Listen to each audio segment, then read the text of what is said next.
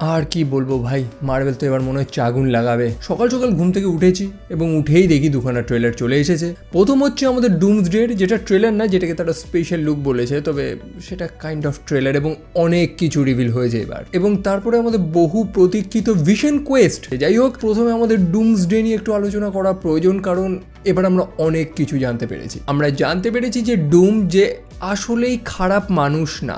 সু স্ট্রম অর্থাৎ সেই ফ্যান্টাস্টিক ফোরের এক মেম্বার, সে নিজেই তো বলছে যে ভিক্টর খুব ভালো, কেয়ারিং, মানে দয়ালু, ভালো মানুষ ছিল সে। আর একই সাথে ভিক্টর ভন ডুম খুবই ইন্টেলিজেন্ট মানুষ, নিজের পরিবারকে খুবই ভালোবাসত, তবে তার জীবনে ঘটে একটা বড় ট্র্যাজেডি, যেটাই তাকে সম্পূর্ণ পরিবর্তন করে দেয়। আমরা একটা মুহূর্তে দেখতে পারি একটা সিন, যে ডুম দাঁড়িয়ে রয়েছে একটা বড় ছবির সামনে, একটা মহিলা এবং সাথে একটা বাচ্চা রয়েছে, প্রবলি সেটা ডুমের স্ত্রী এবং তার ছেলে। এখন সেটা যেটাই হোক, সুস্ট্রমের কথা শুনে এইটুকুনি তো বোঝা যাচ্ছে যে ডুম একজন ভালো মানুষ ছিল যে সব কিছু হারিয়েছে। সুস্ট্রম এটাই তো বলছে যে সে ভেবেছিল ভিক্টর হয়তো সব কিছু হারিয়েছে, তবে সে বোঝেনি যে ভিক্টর ভেঙে পড়েছে। অর্থাৎ এই ট্রেলার বা স্পেশাল লুকে আমাদের বুঝিয়েছে যে ভিক্টর ভন ডুম জাস্ট পৃথিবীটাকে দখল করতে চায় না, এরকম কোনো ইন্টেনশন নেই তার, বরং এই ইউনিভার্স তার থেকে কিছু কেড়ে নিয়েছে এবং সেটাকেই ফেরত পাওয়ার জন্য সে নেমে পড়েছে। এবং বড় ব্যাপারটা হচ্ছে যে আমরা ডুমকে বলতে শুনি যে you have lived stolen lives, অর্থাৎ তোমাদের জীবনগুলো চুরি করা, যে জীবনটা তোমরা নিয়েছো সেটা চুরি করে নিয়েছো এবং এখন সময় হয়েছে এগুলোকে ফেরত দেওয়ার। যেটার মানে কিন্তু এখনো রিভিল হয়নি, তবে যে কটা সিন আমাদের দেখিয়েছে এইটুকুনিতে বোঝানো হয়েছে যে আমাদের হিরোজরা এমন কিছু একটা কারণ করেছে যার ফলে মাল্টিভার্সে কিছু গোজামিল ঘটেছে এবং যার কারণেই একটা ইনকারশন ইভেন্ট ঘটে। অর্থাৎ এই মাল্টিভার্স বা এই ওয়ার্ল্ডগুলো কোলাইড করে এবং দুনিয়াটা ধ্বংস হয়ে যায়, এবং যার মধ্যে সম্ভবত ডুমের নিজস্ব দুনিয়া রয়েছে এবং যে ধ্বংসের কারণেই সম্ভবত সে তার পরিবারকে হারিয়েছে। এবং সেই ইনকারশনের কারণ হয়তো আমাদের সেই হিরোজরা তাদের করা ছোট থেকে ছোট কাজগুলো এই ইউনিভার্সের একটা বড় পরিবর্তন ঘটিয়েছে। এবং ডুম সেই জিনিসটা জানতে পেরে গেছে যে কে কি করেছে, যার কারণেই বর্তমানে সে তার পরিবারকে হারিয়েছে। এবার ব্যাপার হচ্ছে যে ইউনিভার্সে যে ছোট ছোট পরিবর্তনগুলো ঘটে, যেটা থেকে এক একটা ব্রাঞ্চ টাইমলাইন ক্রিয়েট হয়, মাল্টিভার্স ক্রিয়েট হয়, এবং এই সব কিছুকেই তো কন্ট্রোল করছে একজনই, সেটা হচ্ছে লোকি। এবং ট্রেলারে লোকিকে আবার দেখিয়েছে, সো অবভিয়াসলি লোকির একটা বড় ভূমিকা থাকতে চলেছে এই সিনেমাতে। আমি আমার আগের ভিডিওতেও বলেছি যে ডক্টর ডুম বা ভিক্টর ভন ডুম সে আমাদের ফ্যান্টাস্টিক ফোরের ইউনিভার্স থেকেই এসেছে, এবং সেই কারণেই তো আমরা রিড রিচার্ডসকে বলতে শুনি যে Victor did you do this, মানে তুমি কি এটা করেছো। অবভিয়াসলি কেউ কাউকে পার্সোনালি ভাবে চিনলে সে এই কথাটা বলে। আর যদিও সুস্ট্রম সে তো প্রমাণ করেই দিয়েছে যে সে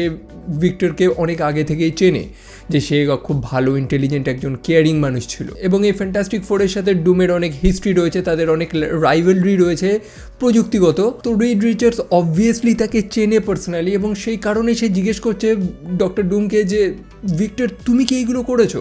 এখন এইগুলো বলতে অবশ্যই বুঝেই গেছেন যে সর্বনাশ ঘটিয়ে ফেলেছে সে অলরেডি। যাই হোক, আমরা সেই সিনটা আবারও দেখতে পাই, থর ভার্সেস ডক্টর ডুম, মানে বারবার দেখাচ্ছে সিনটা। এবার আরও ক্লিয়ার কিছু মুহূর্ত দেখতে পারি যে ডক্টর ডুম কত ইজিলিভাবে সেই স্টর্ম ব্রেকারটাকে আটকে দেয় এবং সেটাকে ফেলে দেয় এবং থরকে দূরে ছুঁড়ে ফেলে দেয়। মানে বুঝতে পেরেছি যে ডক্টর ডুম থরকে হারাচ্ছে, সেটা বারবার দেখানোর তো প্রয়োজন নেই, তাও দেখাচ্ছে, আমার কি করার তাহলে। তবে একটা জিনিস, থরের বড় বড় ডায়লগ দেওয়া ঘুচিয়ে দিয়েছে সে। থর কি ডায়লগটা দিয়েছিল দাঁড়াও দেখে দেখে বলি, I swear you will beg for hell long before I grant it. মানে বেসিক্যালি বলতে চাই যে তুমি মৃত্যু ভিক্ষা চাইবে আমার থেকে, এরকম একটা ব্যাপার। এবং থরকে জব্দ করার পর ডুম কি অ্যান্সারটা দেয়, hell answers to me for I am doom. বুঝতে পেরেছেন? মানে প্রত্যেকটা ট্রেলারেই অল্প অল্প করে বোঝানো হচ্ছে যে ডুম কত বড় লেভেলের থ্রেট। অ্যাভেঞ্জার্স যে এবার কার মুখোমুখি হতে চলেছে, তবে ব্যাপার হচ্ছে যে ডুমের এরকম লেভেলের পাওয়ার আসলো কোথা থেকে। লিটারেলি গড অফ থান্ডারকে এরকম ধুলো খাইয়ে দিচ্ছে, তো এত পাওয়ারফুল, এত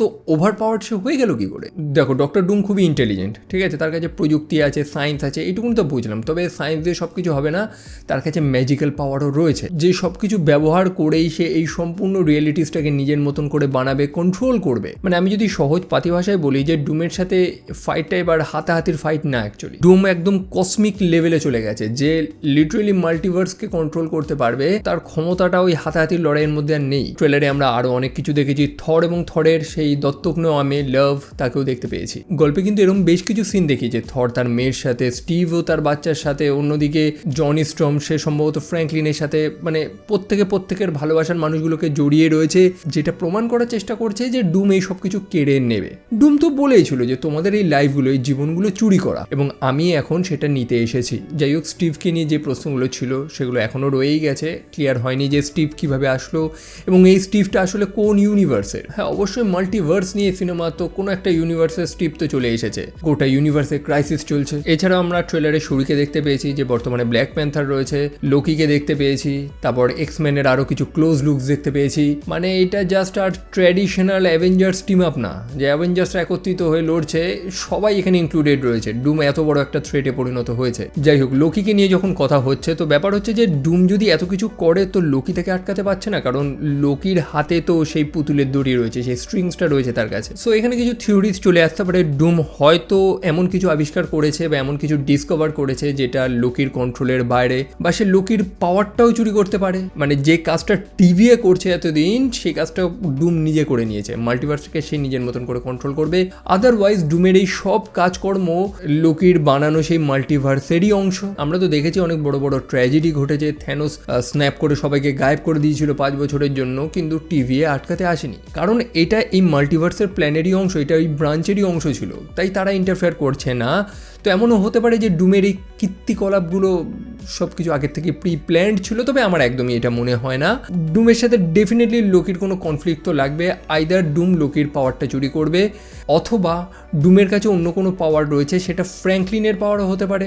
আমরা তো দেখেছিলাম ফ্যান্টাস্টিক ফোরে ফ্র্যাঙ্কলিনের মধ্যে এরকম কসমিক লেভেলের পাওয়ার আছে যে গ্যালাক্টাস বলেছিল যে ফ্র্যাঙ্কলিনকে দিলে আমি তোমাদের পৃথিবীকে ছেড়ে দেবো, পৃথিবী খাবো না। এবং সেই সিনেমার শেষেও আমরা দেখতে পাই যে সেই ছোট্ট ফ্র্যাঙ্কলিনের সামনে ডক্টর ডুম রয়েছে, যে সম্ভবত ফ্র্যাঙ্কলিনকে চুরি করতে এসেছিল বা কিছু একটা ব্যাপার। সো ডুম কোনোভাবে এই মাল্টিভার্সকে কন্ট্রোল করার উপায় তো জেনে গিয়েছে। আমি এখানে আর কমিক্সের রেফারেন্স টানছি না, ইউজুয়ালি কমিক্সে যেমন ডক্টর ডুম মলিকিউল ম্যানের সাহায্য নিয়ে বিয়ন্ডার্সের শক্তি চুরি করে মাল্টিভার্সটাকে কন্ট্রোল করবে। সো সিনেমাতে তো এরকম কিছু হবে না, বাট কিছু সিমিলারিটিস আপনারা পাবেন। তো সেই কারণে আমি বলেছি যে আমার এই চ্যানেলে সিক্রেট ওয়ার্সের সম্পূর্ণ কমিক্সটা এক্সপ্লেন করা আছে, দেখতে একদমই ভুলবেন না। যাই হোক, এক্সম্যান এবং সেন্টিনেলসদের আমরা দেখতে পাই। সেন্টিনেলস অর্থাৎ সেই বৃহৎ আকার সেই রোবটগুলো, এবং আমরা দেখতে পাই ডক্টর ডুম এক টাইপের ম্যাজিক ইউজ করে। এখানে কোনো প্রযুক্তি সায়েন্স নেই, ওটা বেসিক্যালি ম্যাজিক, যেটার সাহায্যে সেন্টিনেলসগুলো আচমকা জীবিত হয়ে যায়, মানে অ্যাক্টিভ হয়ে যায়। এবং সেন্টিনেলসদের বানানো কি জন্য হয়েছিল? অবভিয়াসলি মিউটেন্টদের মারার জন্য বা মিউটেন্টদের ধরার জন্য। এবং এই মিউটেন্টদের জন্য কে লড়ছে বা মিউটেন্টদের কে বাঁচাচ্ছে? ম্যাগনিটো। তো অবভিয়াসলি ম্যাগনিটোরও একটা বড় ভূমিকা আছে। আমরা ট্রেলারেও তো ম্যাগনিটোকে দেখতে পাই যে সম্ভবত কোনো লড়াই